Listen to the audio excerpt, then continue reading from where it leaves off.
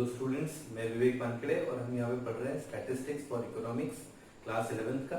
इसमें हम collection of data अब तक पढ़ रहे थे कि डेटा कलेक्शन किस टाइप से किया जाता है। अब ये जो डेटा कलेक्ट किया जाता है, ये डेटा किन किन लोगों से कलेक्ट किया जाता है। सो उसके लिए हमारी ये 2 वीडियोस हैं जिसमें कि हम ये जानेंगे कि जो डेटा कलेक्ट किया जाता है वो एक्चुअली में क्या सबसे कलेक्ट किया जाता है या फिर कुछ लोगों से कलेक्ट करके उनको आप अपग्रेड कर देते हो, कैसे। तो ठीक है, आइए देखते हैं हम एक एग्जांपल।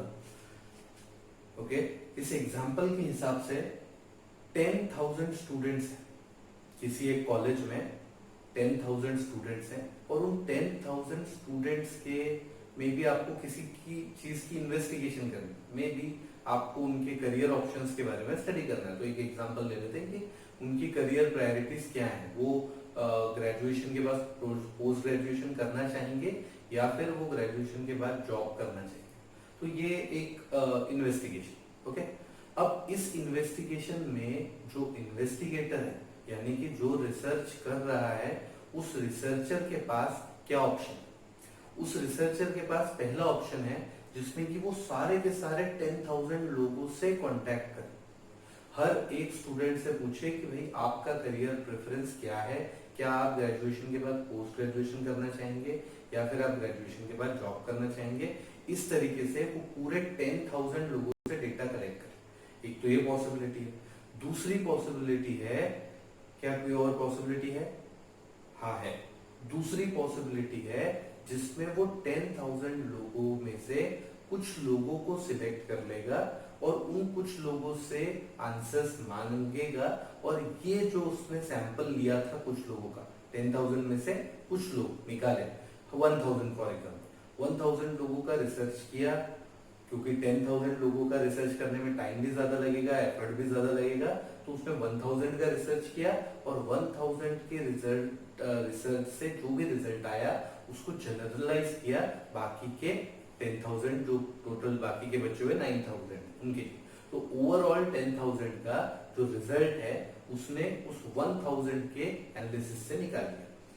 ये जो 1,000 उसने 10,000 में से सिलेक्ट किए, ये सैंपल ले लिया उन्होंने क्या किया, सैंपल ले लिया। अब ये सैंपल क्या सही है, क्या ये 1,000 लोग बाकी लोगों का रिप्रेजेंटेशन करेंगे? तो इस सैंपल को सिलेक्ट करने की भी अलग अलग मेथड्स होती हैं। तो ये सैंपल को सिलेक्ट करने के मेथड पे डिपेंड करता है कि क्या ये 1,000 लोगों का जो व्यू है वो बाकी के 10,000 लोगों पे अप्लाई होगा या नहीं होगा। Okay, so if this 1,000 people of 10,000 are selected wisely, then definitely it will represent the entire 10,000. Okay, so it has to be selected, but we will go step by step. So here what comes, ये जो 10,000 है, एक terminology देखो, ये जो 10,000 है it is called population और universe. अब यूनिवर्स का या पॉपुलेशन का नॉर्मली मतलब क्या होता है ये आपको ऑलरेडी पता है, ठीक है। यूनिवर्स मतलब एंटायर यूनिवर्स, ओके, जिसमें कि सिर्फ ये अर्थ थी और बहुत कुछ आता है, ठीक है। देन पॉपुलेशन मींस एक देश में रहने वाले कितने लोग, उसको हम यूजुअली पॉपुलेशन से रिप्रेजेंट करते हैं। लेकिन स्टैटिस्टिक्स में व्हेन आई से पॉपुलेशन, इट मींस कि एक aggregate of all the items involved in the study. यानी कि एक स्टडी है, अब ये वाला स्टडी कौन सा था, ये 10,000 बच्चों का स्टडी। तो 10,000 बच्चों का स्टडी है, उसमें जो 10,000 है इट इज द पॉपुलेशन और इट इज द यूनिवर्स, ठीक। तो if I am contacting all the 10,000 people, all, और ये जो जैसे 10,000 है ना, तो इस हर एक को एक एक आइटम कहा जाता है। तो 10,000 आइटम्स हैं और 10,000 इज यूनिवर्स और पॉपुलेशन। पॉपुलेशन कितनी है, पॉपुलेशन में कितने लोग इंक्लूडेड हैं, तो पॉपुलेशन में टोटल 10,000 आइटम्स इंक्लूडेड, ठीक। सो ये आइटम्स इसलिए भी क्योंकि कई बार जो रिसर्च है वो रिसर्च किसी इंडिविजुअल का नहीं है, वो रिसर्च किसी ऑर्गेनाइजेशन का है, और ऐसे ऑर्गेनाइजेशन के 5 ऑर्गेनाइजेशन है, तो आइटम्स टोटल हो गए 5। क्योंकि हम रेफरेंस के लिए इंडिविजुअल नहीं ले रहे, कंपनी ले रहे हैं, तो फिर वो कंपनी ले रहे हैं तो फिर एक कंपनी एक आइटम हो गया। Okay, so the entire population has many units and these units are called items. Okay, so ये इन सब का जो एग्रीगेट है, इन सारे आइटम्स का, वो एग्रीगेट को हम पॉपुलेशन या यूनिवर्स कहते हैं। ओके, सो जब आप पूरी की पूरी पॉपुलेशन को रीच बना रहे हो, जब आप पूरी की पूरी पॉपुलेशन से क्वेश्चन कर रहे हो और पॉपुलेशन की हर एक यूनिट से जब आप क्वेश्चन कर रहे हो, then it is called as census method. कौन सी मेथड होती है?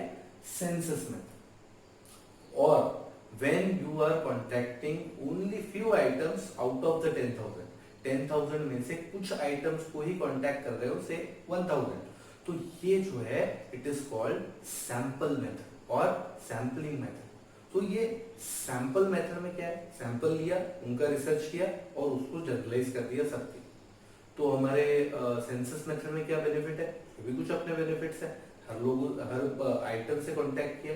तो आज से हम थोड़ा सा इन टर्मिनोलॉजीज को यूज करेंगे, population, universe, item, census method और सैंपल मेथड। ठीक है, सो व्हेनेवर आई से item, that means unit of a population. Okay, population की एक पर्टिकुलर यूनिट है और उन सारे आइटम्स को मिला के जो बन रहा है उसको हम कह रहे हैं पॉपुलेशन या फिर यूनिवर्स भी कह रहे हैं। ठीक है, तो ये टर्मिनोलॉजीज है यहाँ पे। तो ये जो दो मेथड्स निकल के आई, वो कौन सी है? पहली है सेंसस मेथड, दूसरी है सैंपल मेथड। ठीक, सो हम सबसे पहले सेंसस मेथड से स्टार्ट करें।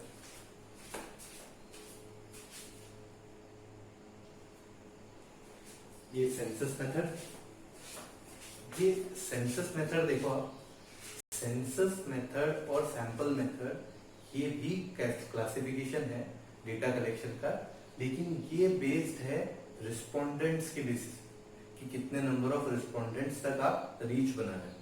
तो सेंसस मेथड में हमने क्या देखा था कि जो हर एक आइटम तक रीच कर रहा है पूरे population. Okay, so methods in which data are collected, जो डेटा कलेक्ट किए covering every item of universe, universe के हर एक आइटम को कवर करके जब डेटा कलेक्ट किया जाता है तो वो सेंसस मेथड है। Okay, then relating to the problem under investigation, ये जो आइटम्स हैं जिनसे कांटेक्ट कर रहे हैं वो आइटम्स कौन से हैं? देखो, पॉपुलेशन तो बहुत बड़ी भी हो सकती है, पॉपुलेशन तो कुछ भी हो सकती है, राइट? हम आपकी इन्वेस्टिगेशन वाली पॉपुलेशन की बात करें। ठीक, यदि आपको किसी पर्टिकुलर कॉलेज के कंप्यूटर साइंस के स्टूडेंट्स का डेटा एनालाइज करना है, तो कंप्यूटर साइंस के जितने स्टूडेंट्स हैं वो आपकी उस वक्त की पॉपुलेशन है या वो उस वक्त का यूनिवर्स है। कॉलेज के सारे स्टूडेंट्स आपका यूनिवर्स या पॉपुलेशन नहीं है, आपकी इन्वेस्टिगेशन से जो रिलेटेड है। सो ये वाली लाइन लिखना डेफिनेशन में बहुत इंपॉर्टेंट है, ये पूरी एक ही डेफिनेशन है। ठीक है, हम इस तरीके से क्यों लिखते हैं? ताकि हमको याद रहे, method in which data are collected covering every item of the universe and relating to the problem, every item of the universe relating to the problem under investigation. तो हर एक आइटम को कवर करना है, लेकिन कौन से वाले आइटम को? जो आपके इन्वेस्टिगेशन से रिलेटेड है। Okay, so census method is a complete enumeration of population और यूनिवर्स। पॉपुलेशन और यूनिवर्स एक ही मतलब है। इन्यूमरेशन मींस हर किसी का डेटा कलेक्ट किया गया है, एनलिस्ट किया गया है, उसको एक पर्टिकुलर नंबर वगैरह कुछ देके उनकी लिस्ट बनाई गई है, उनके डेटा है। So that is complete enumeration of population, population का कंप्लीट इन्यूमरेशन। ये है सेंसस मेथड। अब ये सेंसस मेथड एप्लीकेबल कब है, किस वक्त सुटेबल होगी सेंसस मेथड? सेंसस मेथड तब सुटेबल हो सकती है जब सैंपल साइज छोटा हो। अब ये जो पॉपुलेशन का साइज छोटा हो, सैंपल नहीं कहो, यहाँ पे क्या है? Sample is equal to population, पूरी सैंपल ही पूरा population. So small size of population, जब पॉपुलेशन छोटी हो तो हर किसी से कांटेक्ट करने में कोई प्रॉब्लम नहीं है, लेकिन यदि पॉपुलेशन बहुत बड़ी है तो फिर उनमें हर किसी से आपको रीच बनाने में प्रॉब्लम क्रिएट हो। और इस मेथड का नाम भी सेंसस इसीलिए पड़ा क्योंकि जो सेंसस होता था, जो होता है हर 10 साल में होता है इंडिया में, वो सेंसस पूरी पॉपुलेशन तक रीच बनाते। ठीक है, तो census method. Then widely diverse items, widely diverse items मतलब आपने जो पॉपुलेशन सिलेक्ट की है, जिनके बारे में आपको स्टडी करना है, वो सब अलग अलग है, पूरे डाइवर्स है, उनमें कोई सिमिलरिटी नहीं। तो जब अब ये सब अलग अलग है, डाइवर्स हैं, तो फिर अब उनसे तो पूछना ही पड़ेगा जाके, क्योंकि वो कोई एक तो दूसरे के बारे में बता नहीं पाएगा, क्योंकि वो तो डाइवर्स है। तो जहां भी कहीं डाइवर्स आएगा नेचर में, कैरेक्टरिस्टिक में, जहां भी वैरायटी बढ़ेगी वहां पे सेंसस मेथड यूज करें, क्योंकि जितनी वैरायटी के लोग हैं हर किसी से जाके मिलना जरूरी है। तो ये चीज यदि वाइडली डाइवर्स आइटम्स है, then intensive examination of items is required. यदि जो भी आपके आइटम्स है जिनसे आपको बात करनी है पॉपुलेशन के अंदर की, वो छोटी छोटी यूनिट्स, उनसे आपको यदि इंटेंस कुछ एग्जामिनेशन करना है, आप कुछ इंडिविजुअली या डिटेल में जानना चाहते हैं किसी चीज के बारे में, जैसा कि होता है इन केसेस ऑफ से जो पुलिस इन्वेस्टिगेशन होती है, पुलिस इन्वेस्टिगेशन में वो हर एक गवाह से बहुत ही इंटेंसिव एग्जामिनेशन कर, तो वो हर किसी से बात कर, ठीक है। So they cover all the population whatever their target investigation is that and high accuracy high reliability। यदि किसी रिसर्च में रिलायबिलिटी और एक्यूरेसी हाई चाहिए तो फिर आपको हर किसी से कांटेक्ट करना पड़ेगा, क्योंकि जितने ज्यादा पॉपुलेशन से, पूरी पॉपुलेशन से कर लिया तो आपको तो मोस्ट रिलायबल डेटा है, क्योंकि अब आपके पास हर आदमी के व्यू है। फॉर एग्जाम्पल आपके प्रोडक्ट को खरीदने के लिए 10,000 लोग आपने टारगेट किए, यदि आप उन 10,000 लोगों से बात कर लें तो आप अपने प्रोडक्ट को एक ऐसा प्रोडक्ट बना सकते हैं जो मैक्सिमम लोग खरीद पाए, ठीक। So high accuracy and high reliability, ये चीज यहाँ पे एक कोटेशन भी लिखा है, even if you ask everyone all will not agree to any single thing.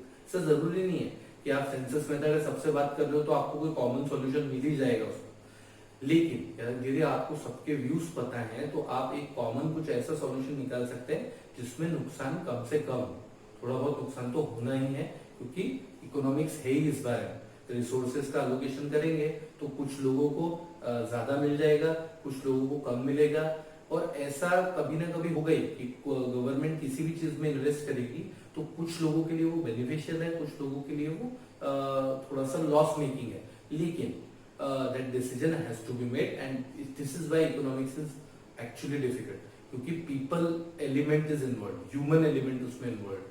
तो जो भी आप करोगे अच्छा गलत जो भी है वो लोगों को ही अफेक्ट करेगा, ओके। सो ये हाई एक्यूरेसी हाई, ये कुछ पॉइंट्स हैं जिनके यदि इनमें से कुछ रिक्वायर्ड है तो फिर आपको सेंसस मेथड यूज कर लीजिए, ओके। इसके मेरिट्स क्या हैं? अब हमको मेरिट्स वाली हमारी हैबिट बन गई है, हम इस टाइप से 4 अलग अलग क्वाड्रेंट्स में बना के लिखते हैं और इसका स्क्रीनशॉट लेके रख लेते हैं जिससे कि हम इसको आराम से याद कर सकें। तो इसका स्क्रीनशॉट ले लिया, ओके। देन मेरिट्स, क्या फायदे हैं सेंसस में? पहला रिलायबल और एक्यूरेट, हमने देखा है, यहाँ से कॉपी कर लिया, रिलायबल और एक्यूरेट। देखो इसके पीछे ना ज्यादा नहीं पढ़ना, सोचना कि क्या है, वरना तो इतनी सारी मेथड्स हैं, उनके सबके मेरिट्स डिमेरिट्स आप सोचोगे कि हम हर किसी की याद ही रखें तो फिर तो it becomes difficult, okay. So better is कि you remember what is the method and accordingly you decide कि what are the merits and even demerits. So it is less biased. Why it is less biased? Because nobody is representing anybody else. कोई किसी और का representation नहीं कर रहा, तो बायस का सवाल है ही नहीं, हर किसी से खुद ही पूछा जा रहा है। तो जब सभी से कांटेक्ट किया जा रहा है तो फिर बायस नहीं। कैसा होगा यदि मुझसे पूछ लिया जाए कि मेरे भाई को क्या पसंद है, तो हो सकता है कि भाई के लिए बायस हो, लेकिन जब दोनों से पूछा जा रहा है तो फिर तो उसमें कोई बायस का चांस नहीं, तो कम बायस हो। लेकिन फिर भी क्योंकि लोग इन्वॉल्व है, मैंने बताया था, तो कुछ ना कुछ बायस तो रहता है, बट इस चीज का बायस तो नहीं है कि भाई किसी और ने किसी और के बारे में कुछ और ही बता दिया, किसी और ने किसी और के बारे में कुछ और ही बता दिया, okay. Study of diverse characteristics, यहां से हमने ले लिया। जब डाइवर्स कैरेक्टरिस्टिक्स स्टडी करनी है तो फिर तो सबसे बात करनी पड़ेगी, किसी से बात, एक से बात करके तो नहीं चलेगा, या कुछ 10 लोगों से भी नहीं, हर किसी से बात करनी पड़ेगी। एक्सटेंसिव इंफॉर्मेशन, जब आपको काफी सारी इंफॉर्मेशन चाहिए, डिटेल्स चाहिए, तो फिर आपको सेंसस मेथड यूज करनी चाहिए। इसका मेरिट भी है कि आप हर किसी से जाके मिल रहे हैं तो आप डिटेल पता कर सकते हैं, okay. Used in indirect investigation, ये थोड़ा सा ट्रिकी है। इनडायरेक्ट इन्वेस्टिगेशन मतलब जब हम किसी चीज के बारे में पता करें, फॉर एग्जांपल पॉवर्टी के बारे में, अनएम्प्लॉयमेंट, कई देश में करप्शन हो रहा है तो उसके बारे में, तो जब हम इन चीजों के बारे में पता करते हैं ना, ये क्या है कि इनडायरेक्ट इन्वेस्टिगेशन इसलिए कर कोई और रहा है, पूछना किसी और से, ये भी हो सकता है। अनएम्प्लॉयमेंट का एक्चुअल स्टेटस पता करना है तो फिर आपको लोगों से कांटेक्ट करना पड़ेगा, मतलब आप अनएम्प्लॉयमेंट के बारे में पूछ रहे हो तो investigation is something else, but you are asking somebody else.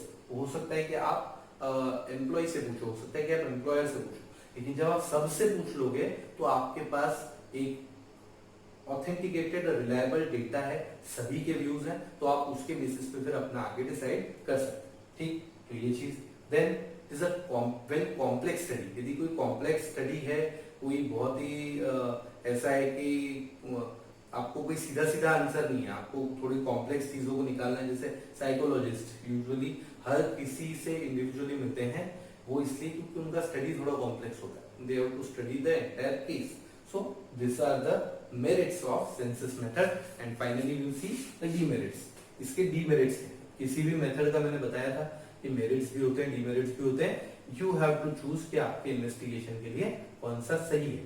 So demerit में पहला है कॉस्टली, महंगा है, ऑब्वियस सी बात है कि जब आपको सब लोगों से कांटेक्ट करना है तो कॉस्टली तो होगा ही, ओके, क्योंकि इतना टाइम ज्यादा लगेगा, एफर्ट ज्यादा लगेगा, तो कॉस्टली है।